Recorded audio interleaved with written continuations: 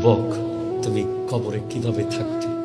কবরে না জেনারেটর আছে, না কোনো লাইট আছে, চিৎকার দিলে কে শুনবে? কোন বন্ধু তোমার কবরে যাবে? আমার নবী হাদিসে বলে 3টা জিনিস মুর্দা লাশের পিছে পিছে যায়, তার মধ্যে 2টা ফেরত আসে, আরেকটা কবরে চলে যায়। 3টার মধ্যে একটা হলো তার সম্পদ, আরেকটা তার সন্তান, আরেকটা তার নেক আমল। একমাত্র কবরের সাথে যায় নেক আমল, সম্পদ আর সন্তান কবরের পার থেকে চলে আসে।